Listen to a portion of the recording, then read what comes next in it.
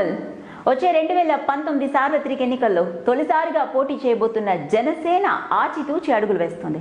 అధికార ప్రతిపక్ష పార్టీలతో పోల్చుకుంటే జనసేన సీట్ల ఖరారులో వెనుకబడినప్పటికీ ప్రజారాజ్యం ఫలితాలు తిరిగి రాకూడదనే భావనతోనే పవన్ ఆవేశంతో కాకుండా ఆలోచనతో ముందుకు పోతున్నాడు. నామినేషన్ల ప్రక్రియ మొదలైనా కూడా ఇంకా జనసేన పార్టీ పూర్తి స్థాయిలో అసెంబ్లీ, లోక్సభ సీట్లపై ఒక క్లారిటీకి రాలేదు. ఈ నేపథ్యంలోనే పవన్ కొంచెం దూకుడిని పెంచారు. తొలి విడతలోనే 32 అభ్యర్థుల్ని ప్రకటించిన పవన్ ఆ తర్వాత లెఫ్ట్ పార్టీలతో పొత్తుపై సయోధ్య కుదిరిన తర్వాత అభ్యర్థుల ఎంపికపై ఒక క్లారిటీకి వచ్చినట్లు తెలుస్తుంది.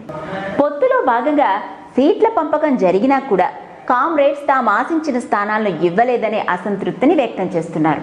ఈ నెల 25 నామినేషన్లకి చివరి రోజు కావడంతో పెండింగ్ స్థానాలపై పవన్ ప్రత్యేక దృష్టి పెట్టారు.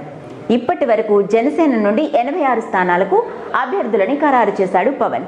ఇప్పటికే జనసేనలో మాజీ సిబిఐ జేడి లక్ష్మీనారాయణ జాయిన్ అయిన విషయం తెలిసిందే.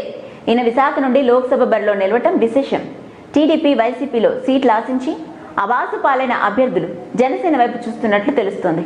అలాగే పవన్ కూడా ఇప్పటికే తాను పోటీ చేసే స్థానాలపై క్లారిటీ ఇవ్వటంతో జనసేన క్యాడర్లో ఉత్సాహం నిండింది. మెగాస్టార్ ప్రజారాజ్యం తరపున తిరుపతి, పాలకొల్లులో బరిలోకి దిగితే పవన్ గాజువాక, భీమవరం నుండి బరిలో దిగబోతున్నాడు. అక్కడ పోటీ చేయడం ద్వారా 5 జిల్లాలని ప్రభావితం చేయొచ్చనే ఆలోచనలో పవన్ ఉన్నట్లు తెలుస్తోంది. ఈ నెల 21 గాజువాకలో, 22న భీమవరంలో పవన్ తన నామినేషన్ ని వేయబోతున్నాడు. సీట్ల ఖరారు ముగిసిన వెంటనే నామినేషన్ ప్రక్రియ ముగించుకొని రాష్ట్ర వ్యాప్తంగా సుడిగాలి పర్యటన చేయబోతున్నట్లు సమాచారం. జనసేన నుండి పెండింగ్ లో ఉన్న స్థానాలకి ఈరోజు అభ్యర్థుల్ని ప్రకటించబోతున్నాడు పవన్. ఏ స్థానాల నుండి ఎవరిని బరిలో నిలిపాలో ఇప్పటికే ఒక అంచనాకు వచ్చినట్టు పార్టీ వర్గాలు తెలిపాయి. అలాగే జనసేన అధినేత పవన్ కళ్యాణ్ భీమవరం నుండి పోటీ చేయడానికి మరో ముఖ్య విషయం కారణం.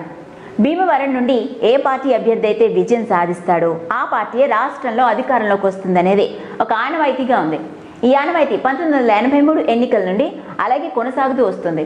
అప్పటి నుండి గత 2014 ఎన్నికల వరకు అక్కడ ఏ పార్టీ అభ్యర్థి అయితే విజయం సాధించాడో ఆ పార్టీ వారే అధికారంలోకి వస్తున్నారు. ఈ సెంటిమెంట్ కి బలం చేకూర్చుతూ జనసేన భీమవరం నుండి పోటీకి దిగాడు. ఎలాగూ భీమవరంలో పవన్ అభిమానులు ఎక్కువగా ఉండడంతో అక్కడ ఆయన గెలుపు అంత కష్టం కాకపోవచ్చని విశ్వసనీయ వర్గాల సమాచారం. ఇలా వేసే ప్రతి అడుగు కూడా ఎంతో జాగ్రత్తగా వేస్తున్న పవన్ పరిస్థితి ఏంటో తెలియాలి అంటే మరికొన్ని రోజులు వేచి చూడక తప్పదు. చూస్తూనే ఉండండి మరిన్ని ఇంట్రెస్టింగ్ అప్డేట్స్ కోసం our channel. If you like the video, please like us and subscribe Tollywood Nagar.